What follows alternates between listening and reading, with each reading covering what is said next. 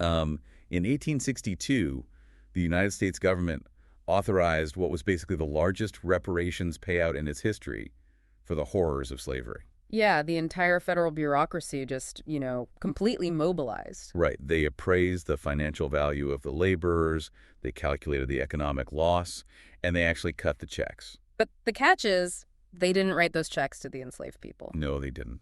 They wrote them to the slaveholders.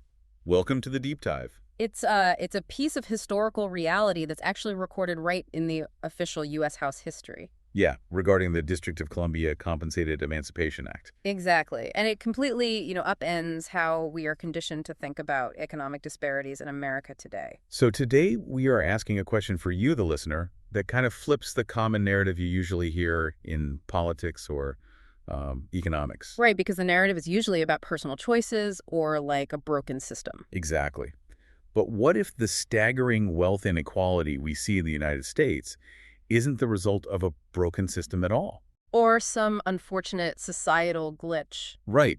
What if the system is functioning exactly as it was legally and institutionally designed to function? To really answer that, we are stepping entirely outside the realm of political talking points today. Completely. Whether you lean left, right, center, we're leaving all of that at the door. Yeah, our mission today is just to provide you with a clear, foundational overview of the historical facts behind the movement for reparations. We're moving past the really highly emotionally charged debates of, personal guilt or appeals to charity. Because that's where the conversation usually gets stuck, right? It does, yeah. Instead, we are looking strictly at verifiable institutional records to understand if reparations can be framed as an enforceable public and legal debt.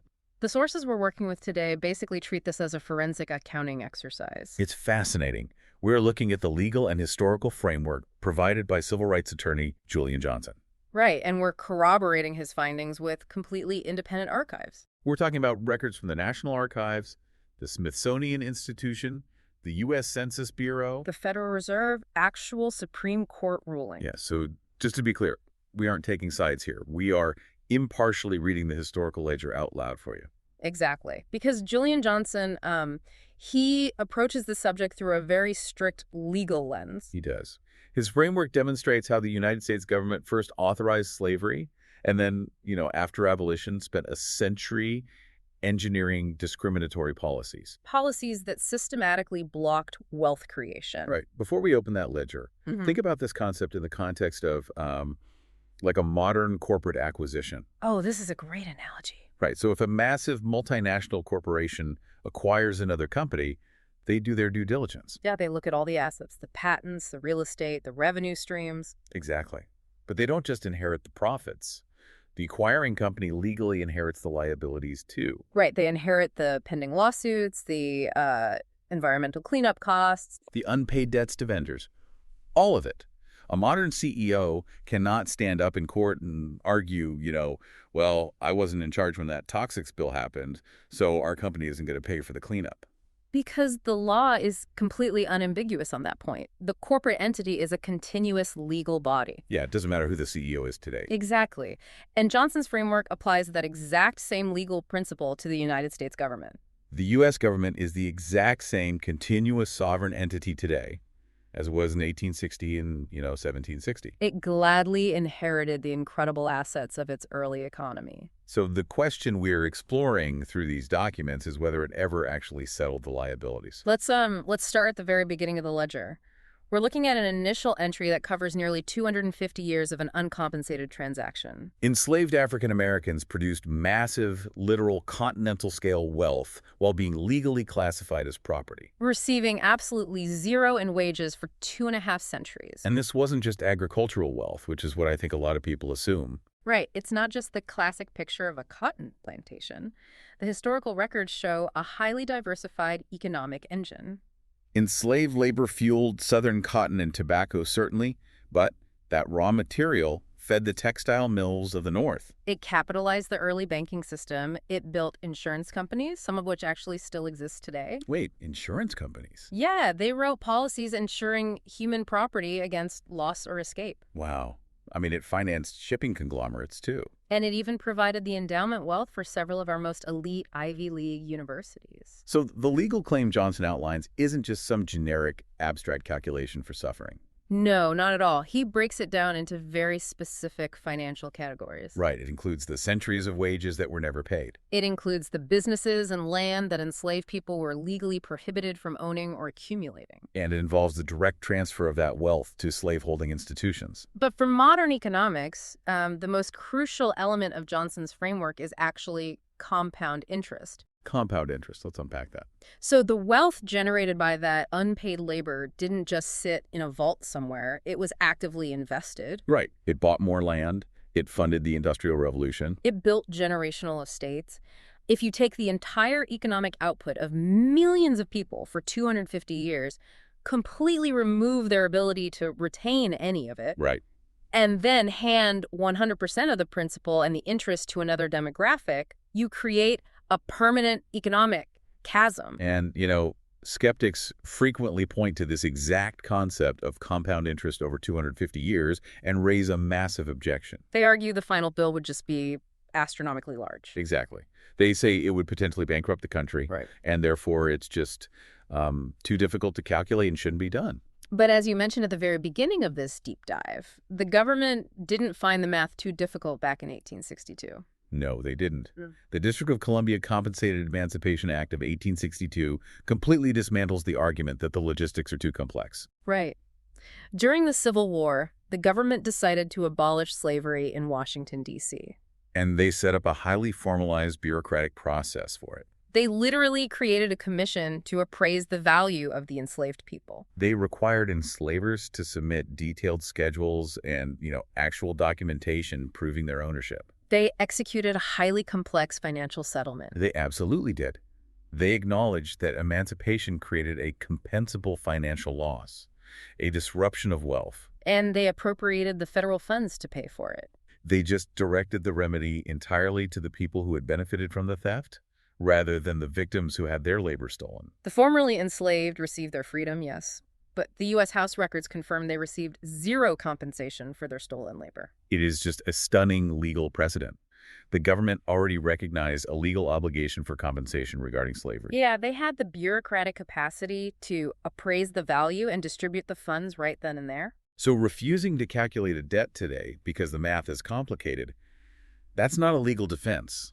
It's a political choice. In the legal world, the difficulty of calculating exact damages never erases the fact that a documented taking actually occurred. Right. Like, if a rival company steals your patent, a court might debate the economic models for years to determine if they owe you $10 million or $20 million.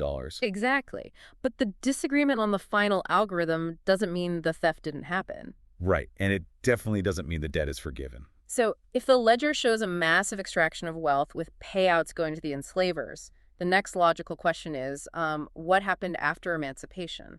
Right. A common narrative suggests that while slavery was a horrific moral failure, emancipation provided a clean slate. That it offered a starting line where everyone was suddenly free to just go build wealth. But the historical archives paint a very, very different picture. The archives prove that emancipation provided a starting line that was systematically sabotaged from day one. The most famous example of this is the concept of 40 acres. Yeah, which often sounds like a myth or like folklore today. It does. But the National Archives contains the actual documentation of Special Field Orders No. 15. Issued by Union General William T. Sherman in January 1865. Under this military directive, portions of confiscated coastal land in the South, stretching from South Carolina down into Florida, were explicitly reserved for settlement by formerly enslaved families. The orders specified parcels of up to 40 acres per family. So this was a documented effort to provide actual capital. Yeah, because land is the primary mechanism for generating food, collateral for loans, housing security. And inheritance. But the National Archives also record a swift reversal. Very swift. After Abraham Lincoln was assassinated, President Andrew Johnson systematically revoked Sherman's order. A listener might wonder how a president could legally revoke wartime confiscation once peace is actually declared. Well, Andrew Johnson utilized presidential pardons. Right. He issued widespread pardons to former Confederates, and a condition of those pardons was the restoration of all their property rights. Except for property and enslaved people, obviously. Right. But through federal bureaucracy, the U.S. military was literally deployed to actively evict formerly enslaved families who had already settled and begun working those 40-acre plots. Wait, so the military evicted the freedmen? Yes. The land was taken from the people who had just been freed and handed directly back to the people who had just waged a war against the United States. The economic shock of that reversal, I mean, it cannot be overstated. Millions of people were thrust into legal freedom without the fundamental economic foundation routinely required to actually exercise that freedom in 1865 America. Furthermore, when formerly enslaved people later pursued federal pensions as a form of compensation for their decades of unpaid labor, Congress flat out refused to enact them. Yeah, the National Archives literally catalogs these petitions under a specific heading: no pensions for ex-slaves. So if the 13th Amendment closed the front door on slavery, and the reversal of the 40 acres denied them any capital to start a new life. How did the Southern economy survive without its free labor force? Exactly. They had to find a back door. And that back door was written directly into the text of the 13th Amendment itself. The exact text of the amendment states that slavery and involuntary servitude are abolished, quote, except as a punishment for crime. That one loophole allowed an entire economic system to survive. Julian Johnson's framework highlights how Southern legislatures immediately passed the Black Codes. And these included very specific vagrancy laws. The mechanisms of these laws are so crucial to understand. They essentially criminalized ordinary economic behavior. Right. A sheriff could arrest a Black resident simply for not carrying written proof of employment for the current year. Which is insane. Yeah. They could be arrested for walking beside a railroad track. Or for quitting a job without the employer's permission. And once arrested for these newly invented crimes, the individual was subjected to exorbitant fines they could not possibly pay. Because they had no capital. And when they couldn't pay the fine, the state leased them out to private corporations. Mines, railroads, logging camps, and plantations. This is the system of convict leasing. Johnson's framework explicitly identifies this as the reorganization of extracted Black labor through the criminal justice system. Yes, state records and court cases thoroughly document this widespread leasing of prisoners. Our sources provide concrete case studies of how this mechanism operated. Let's look at the Supreme Court case of Bailey v. Alabama in 1911. So Alonzo Bailey was a Black man in Alabama who signed a labor contract and received a $15 advance. Okay. When he left the job before the contract was completed, he wasn't sued in civil court for a breach of contract, which is how a normal labor dispute is handled. Right. That would be the standard legal route. But Alabama had passed a law that turned that specific breach of contract into a criminal fraud. So because he couldn't immediately repay a $15 advance, the state prosecuted him criminally. Yep. And when he couldn't pay the resulting fines and court costs, he was sentenced to over 100 days of hard labor. Over $15. This is the exact definition of debt peonage. The Supreme Court eventually invalidated the Alabama law, right? Ruling that a state could not indirectly compel labor to repay a private debt because it violated the 13th Amendment. They did, but the fact that a state legislature codified this practice in the first place, and that it required a Supreme Court intervention in 1911 to stop it. It demonstrates how deeply entrenched the legal mechanisms of forced labor remained half a century after the Civil War. Exactly. And there's another case from our stack, corroborated by historical scholarship in Southern cultures. Yeah, this involves Welcome Golden and Robert Knight in 1891. These were two Black laborers involved in a confrontation over competing lumber interests. They basically defended themselves in a labor dispute. And as a result, the state incarcerated them and subjected them to leased convict labor for approximately 16 years. A local economic conflict was transformed into a 16-year forced labor sentence. Wow. For a decade and a half, the state profited by selling their labor to the highest bidder. While they were completely stripped of their ability to earn wages, support their families, or build any wealth whatsoever. We also see the systemic exclusion of rights happening at the federal treaty level. The Cherokee freedmen offer a really vital perspective here. Right. These were formerly enslaved people who lived within the Cherokee Nation. The federal government created the Wallace Rolls to document disputes over their citizenship and financial rights. And the archives show that these formerly enslaved people and their descendants were systemically denied their treaty-based citizenship rights and all the assets that accompanied them. Going back to the monopoly analogy we touched on earlier, It isn't just that the formerly enslaved players started round 201 with $0. No, it's much worse than that. Right, if they tried to walk past a property to find a job, the police threw them in the go-to-jail square on a vagrancy technicality and then rented them out to the other players to build hotels for free. And to take your Monopoly analogy a step further, it wasn't just about jail. As we move through the historical record, we see that even when individuals managed to avoid the vagrancy traps, the bank was literally charging them higher interest rates to buy the cheapest properties on the board, Ensuring they could never afford those hotels. Emancipation did not end the economic extraction, it merely diversified the methods. That brings up a critical question. Against all odds, some Black Americans did manage to navigate this minefield. They did. They saved money, bought land, and built thriving communities and businesses. So how did the system respond to that localized success? So the response was often visceral, violent, and highly public. To understand this chapter of the deep dives, we really have to look at how history has been sanitized. Yeah, for generations, powerful institutions minimized this era. Textbooks reduced the Jim Crow era entirely to social segregation. Like just separate water fountains or seating on buses. Exactly. And newspapers at the time routinely described lynchings as spontaneous mob justice committed by anonymous extremists in the dead of night. But the verifiable historical archives, specifically the Smithsonian Institution and the Equal Justice Initiative, document a completely different reality. They have cataloged more than 4,000 racial terror lynchings of African Americans between 1877 and 1950. And the most damning evidence comes directly from the perpetrators themselves in the form of lynching postcards. These were not secret events. Many lynchings were actually advertised beforehand in local newspapers. Vendors sold food and beverages.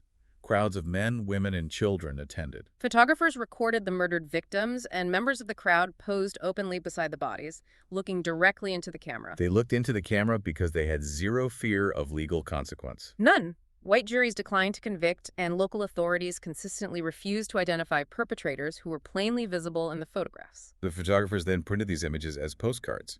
They were sold, collected, and literally mailed through the U.S. Postal Service as macabre souvenirs. But Julian Johnson's framework requires us to look past the profound moral failure, as horrific as it is, and examine the specific economic function of this violence. Right, lynching was a highly effective system of economic terrorism. The mechanism of wealth transfer here is just chilling. What happens to a community's economic output when success puts a target on your back?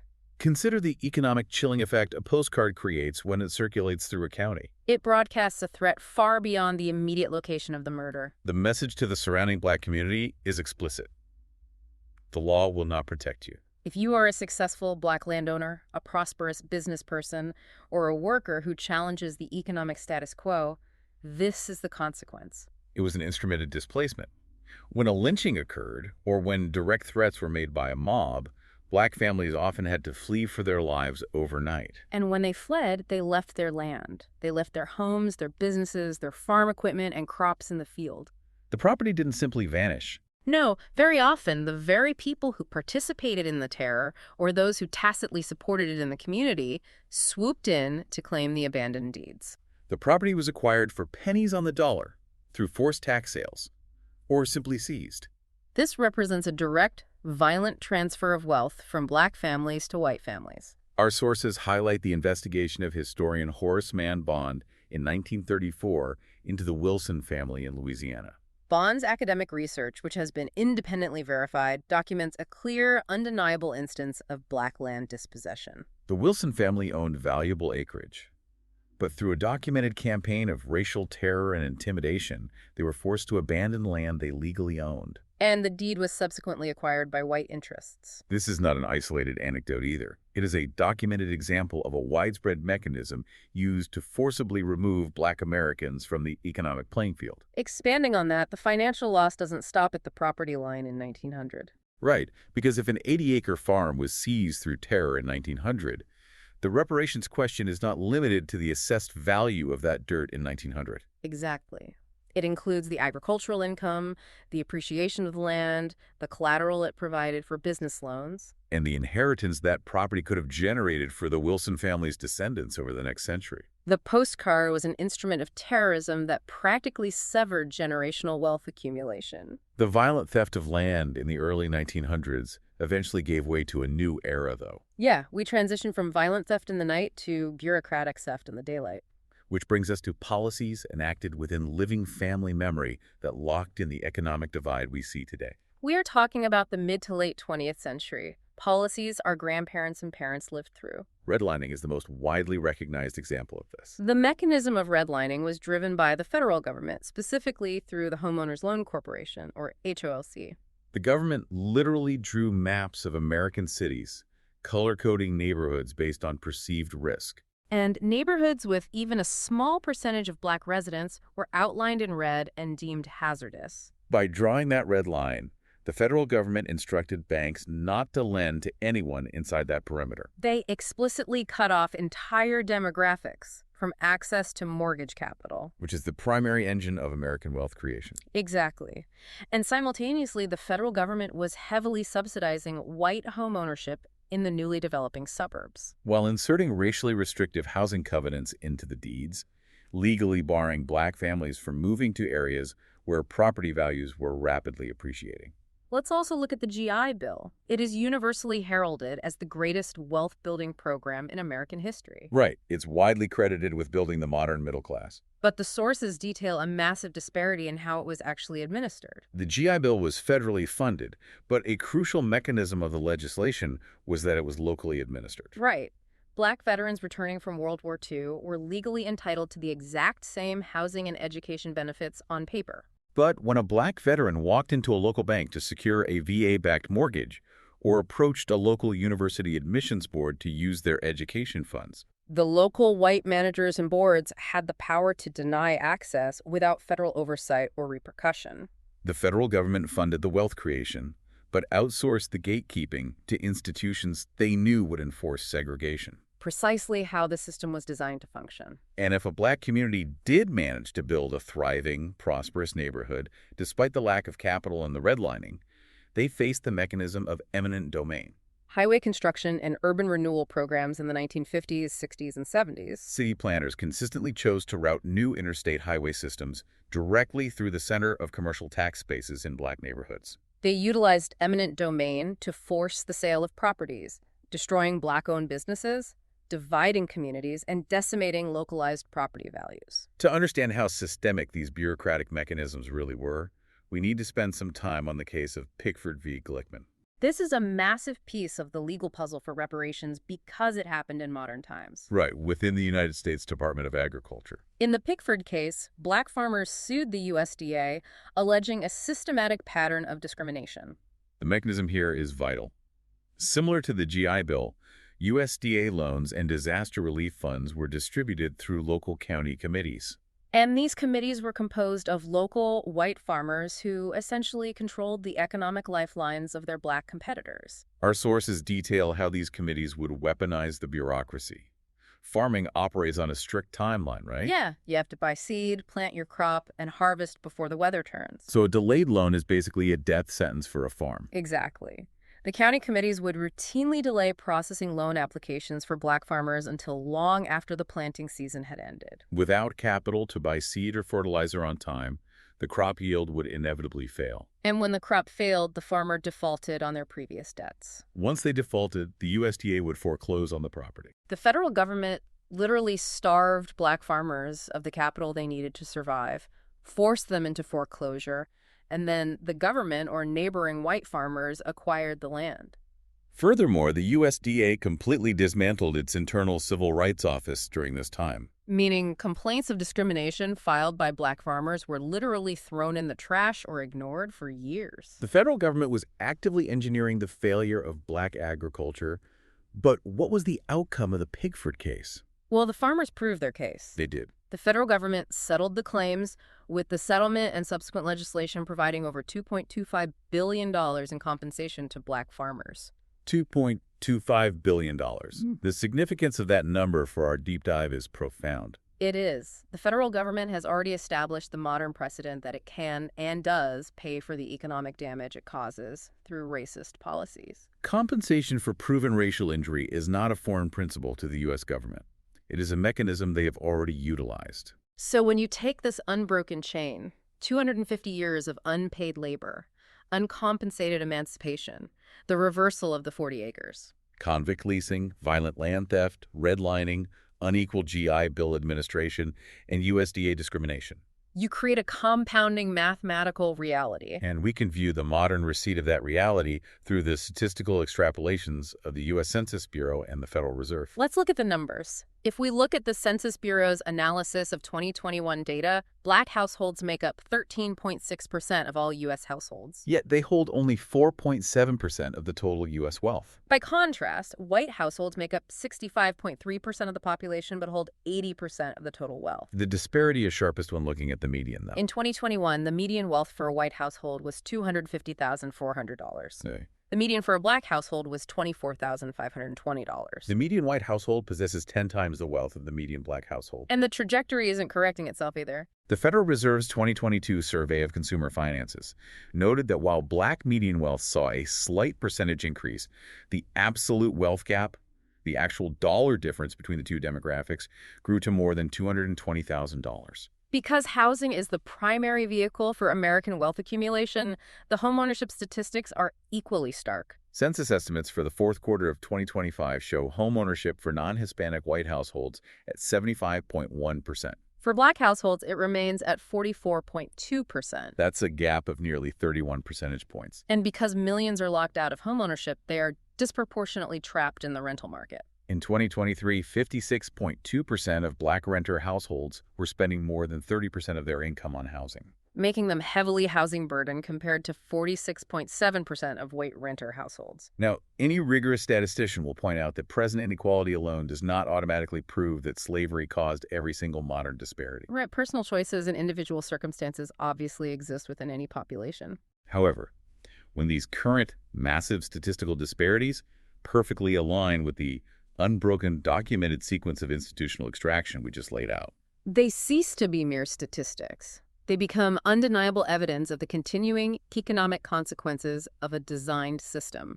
The racial wealth gap isn't a mysterious economic phenomenon. It is a literal receipt. It is the exact math of stolen property plus compound interest minus equal opportunity over multiple centuries. That is the precise legal and historical framing Julian Johnson presents. Yeah. The debt is verifiable. It is. So if the receipt is this clear, how do you actually structure the payment for an entire nation? I mean, cashing the check isn't as simple as handing everyone a bag of cash. Right. Julian Johnson's framework emphasizes that a serious, comprehensive reparations program requires a combination of both individual compensation and institutional repair. The original injury involved the taking of labor, property, and wealth from identifiable people, so direct payments to eligible descendants remain a cornerstone of the proposals. Community investment is frequently offered as an alternative, but if a family's specific acreage was stolen through terror in Louisiana, building a new community center 3 towns over might improve public services, but it doesn't transfer ownership or close the private wealth gap. Exactly. Direct financial remedy is required. But comprehensive proposals also include housing grants or heavily subsidized mortgages, designed to directly counter the specific history of redlining and close that 31% homeownership gap. The source material also outlines baby bonds. What are those? Baby bonds are basically government-funded trust accounts established for children at birth. Okay, so they grow over time. Yeah, these accounts grow over time, providing the child with a substantial capital foundation when they reach adulthood funds that can be used for education, starting a business, or buying a home. It is a mechanism to artificially inject the generational wealth that was systematically severed by policies like convict leasing and eminent domain. Other proposals involve student debt relief, targeted business and agricultural capital to ensure the horrors of the Pigford case are fully rectified. The literal restoration of historically taken land where feasible. Health initiatives to address documented systemic disparities. And, fundamentally, a formal federal apology alongside a complete public accounting of the historical record. As we lay out these comprehensive structures, we really must address the remaining objections that frequently arise in public discourse. Let's tackle the most common one. A listener might say, Well, my ancestors arrived in America in 1980. They had absolutely nothing to do with slavery or Jim Crow. Why should my modern tax dollars pay for this history? Because modern taxpayers routinely fund government obligations that predate their birth or their family's arrival. This returns to the municipal liability framework we talked about earlier. Exactly. If you immigrated to the U.S. in 1980, your federal tax dollars are currently used to pay down the national debt accrued during World War II. You pay for the pensions of military veterans who served decades before you were born. The legal question is whether the sovereign government owes a debt, not whether every individual taxpayer personally created it. The liability belongs to the state. Another frequent objection argues that other groups suffered too. Right, the whataboutism argument. Yeah, they say if we recognize the claim of Black Americans, doesn't that open the door to endless claims from every marginalized group? The existence of other injustices does not invalidate a specific documented claim. If two different cars hit your house, the fact that the second driver caused damage doesn't legally absolve the first driver of their specific liability. Furthermore, the U.S. government has already recognized this principle. Congress passed the Civil Liberties Act of 1988. Providing formal apologies and direct financial compensation to Japanese Americans who were unconstitutionally incarcerated during World War II. The government has also paid settlements to Native American nations for treaty violations. Recognizing one debt does not erase the capacity to recognize another. As we synthesize the massive scope of what we've covered today, the overarching theme is undeniable. Reparations are not about seeking charity or trying to manufacture personal guilt. Through the rigorous lens of institutional archives, we've looked at the literal ledger of the United States. The ledger documents labor stolen on a continental scale for 2.5 centuries. It documents promised remedies, like the 40 acres, explicitly withdrawn by the state. It details how the extraction of labor continued through the criminal justice system via vagrancy laws and debt peonage. It records how state-sanctioned terror, commemorated on actual postcards, was used to seize Black property and suppress wealth creation. And it outlines how 20th century bureaucratic policies, from redlining to the USDA, locked in the massive wealth gap we see today. Understanding this specific, verifiable sequence completely shifts our understanding of American economics. We have to move away from the comfortable but historically false narrative of unequal starting points. When you look at the archives, you are forced to embrace the narrative of an unpaid, compounding public debt. The staggering racial wealth gap is simply the physical manifestation of that unpaid debt. It changes the way you look at the entire country. It really does. When you see a struggling neighborhood or you read a statistic about homeownership, you aren't looking at a mystery. You are looking at the predictable, mathematically certain result of a system functioning exactly as designed. You are looking at the unpaid invoice. The evidence in the institutional records is conclusive. Which brings us back to where we started, and a final thought I want to leave you with, something for you to mull over long after this deep dive ends. Think back to 1862. The United States government was in the middle of a literal civil war. The nation was facing an existential crisis, tearing itself apart. Yet, even in the midst of that chaos, the federal bureaucracy possessed the capacity, the political will, and the financial machinery to appraise human beings. They calculated a massive financial settlement, and they cut checks to loyal slaveholders for the loss of their property. The historical record proves they had the logistical capability to calculate the disruption of wealth. So here's the question you have to ask yourself. If the United States government was perfectly capable of calculating that massive settlement and cashing those checks in 1862, what does it say about our national character that 164 years later, the original creators of that wealth are still being told that their invoice is just too difficult to process? It is a profound contradiction that the ledger demands we answer. Thanks for diving deep with us.